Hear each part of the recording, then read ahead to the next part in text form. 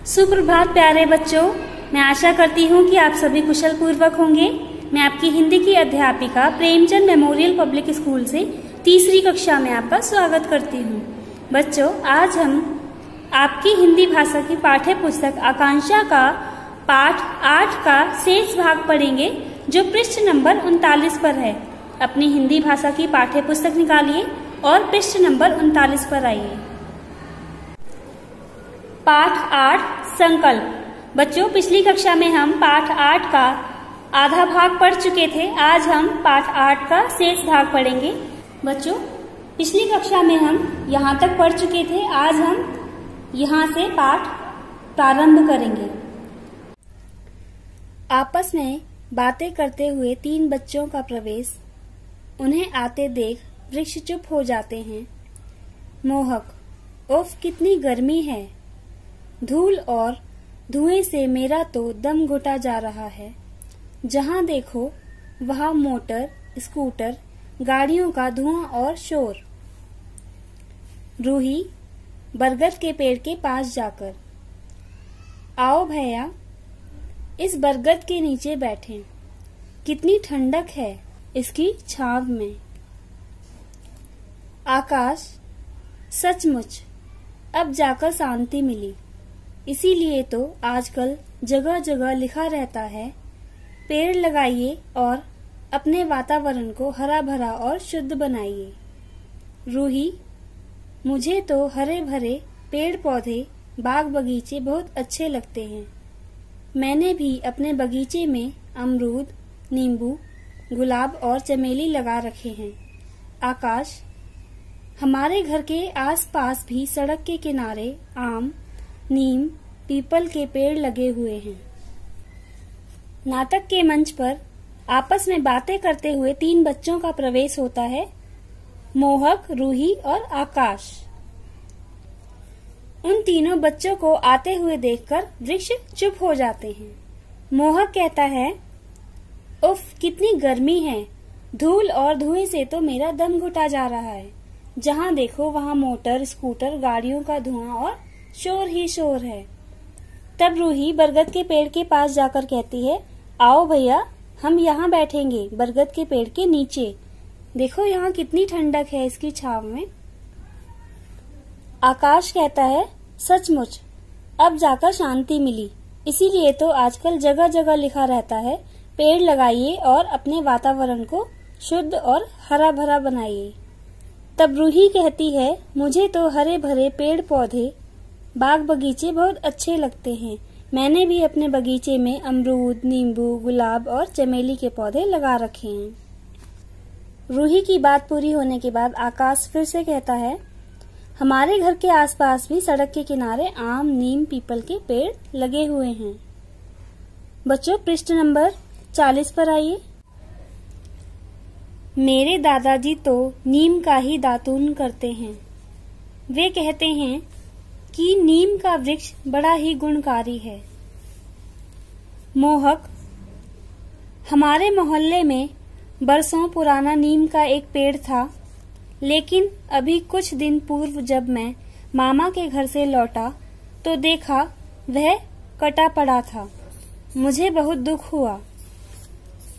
रूही, हाँ भैया, मेरी दीदी जी कहती हैं कि वृक्षों में भी प्राण होते हैं।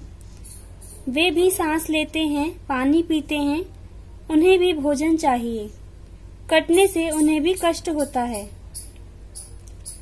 सभी पेड़, शाबाश बच्चों, शाबाश। बरगद, तुम्हारी बातें सुनकर हमने संतोष की सांस ली है। अब तो हम तुम लोगों से ही कुछ आशा कर सकते हैं। आज सबके हित में यही है कि वृक्षों को काटे जाने से रोका जाए और नए वृक्ष लगाए जाएं।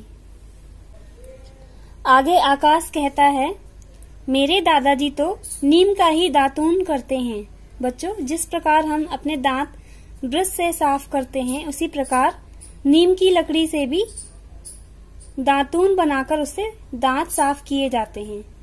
ओके, उसे दातून कहते हैं। वे कहते हैं कि नीम का वृक्ष बड़ा ही गुणकारी है। आकाश के दादाजी कहते हैं कि नीम का पेड़ बहुत ही गुणकारी है, उसके बहुत से लाभ हैं।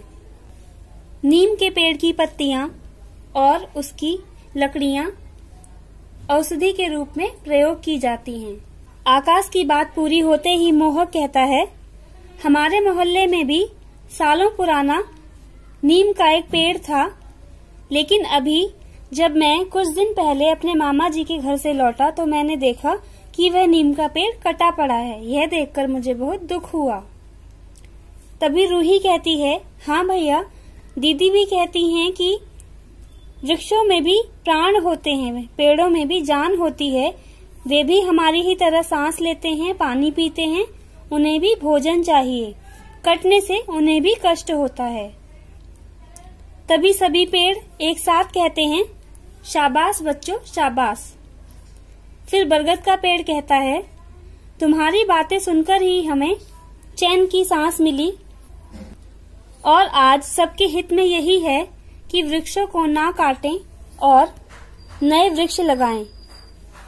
यदि वृक्ष काटे जाएं तो उनसे ज्यादा वृक्ष लगाए जाएं। अर्थात सभी प्राणियों का भविष्य तभी सुरक्षित होगा, उनका जीवन तभी सुरक्षित होगा जब वृक्षों का जीवन सुरक्षित होगा। बच्चों, पृष्ठ नंबर 41 पर आइए। आम, जरा सोचो बच्चों, हम वृक्ष मनुष्य जाति के लिए अपने अंगों का सहर्ष दान करते हैं और उसने हमें ही काटना शुरू कर दिया, हम पर क्या गुजरती होगी। तीनों बच्चे, आप चिंता न करें, हम सब बच्चे मिलकर यह संकल्प करते हैं कि यह संदेश जन जन तक पहुंचाएंगे। अब तो यह कानून बन गया है कि हरे वृक्षों को काटना अपराध है। मोहक, हम यह भी प्रण करते हैं कि वृक्षों का संरक्षण करेंगे और नए पेड़ पौधे भी लगाएंगे। रूही, जंगल तो जंगल, घर आंगन में भी पेड़ पौधे लगाकर अपने आसपास के वातावरण को हरा भरा रखेंगे। बच्चे समवेत स्वर में गाते हैं, आओ मिलकर वृक्ष लगाएं, धरती पर हरियाली लाएं, वातावरण शुद्ध बनाकर जीवन में खुशहाली लाएं। पर्दा गिरता है। आम का पेड़ बच्चों से प्रश्न पूछते हुए कहता है, जरा सोचो बच्चों, हम वृक्ष मनुष्य जाति के लिए अपने अंगों का सहर्ष दान करते हैं। सहर्ष का अर्थ है खुशी से। हम वृक्ष खुशी से अपने अंगों का दान करते हैं मनुष्य के लिए, और यही मनुष्य हमें काटता रहता है। सोचो हम पर क्या गुजरती होगी। आम के वृक्ष की बात सुनकर तीनों बच्चे उत्तर देते हैं, आप चिंता न करें, हम सब बच्चे मिलकर यह संकल्प करते हैं, यह प्रतिज्ञा लेते हैं कि यह संदेश हम हर व्यक्ति तक जन जन तक पहुंचाएंगे। तभी मोहक कहता है, हम यह भी प्रण करते हैं कि वृक्षों का संरक्षण करेंगे, वृक्षों को कटने से बचाएंगे और नए पेड़ पौधे भी लगाएंगे।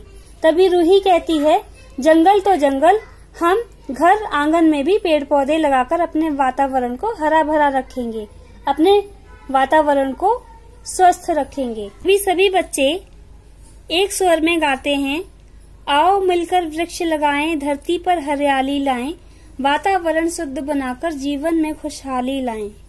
और पर्दा गिरता है। नाटक समाप्त होता है और पर्दा गिर जाता है। संदेश, वृक्ष हमारे जीवन के आधार हैं, हमें इनकी रक्षा करनी चाहिए। इस पाठ का यह संदेश है बच्चों कि वृक्ष हमारे जीवन का आधार हैं, इनसे ही हमारा जीवन है। यदि वृक्ष नहीं होंगे तो हम सांस नहीं ले सकते, इसलिए हमें इनकी रक्षा करनी चाहिए। ओके बच्चों, आपका यह पाठ समाप्त हुआ। मैं आशा करती हूँ कि आप यह पाठ अच्छी तरह से समझ चुके हैं। वृक्षों का महत्व आप अच्छी तरह से समझ चुके हैं। आप नए नए पौधे लगाएंगे और वृक्षों का संरक्षण करेंगे। ओके बच्चों, पृष्ठ नंबर 42 पर आइए। तो पृष्ठ नंबर 42 पर आपको यह अभ्यास माला दी गई है। आप इस पाठ को एक बार और अच्छी तरह से पढ़ेंगे। उसके पश्चात दी गई अभ्यास माला को अपनी पुस्तक में करने का अभ्यास करेंगे। यदि आपको इस पाठ से संबंधित कोई प्रश्न पूछना है तो आप बेझिझक पूछ सकते हैं। धन्यवाद।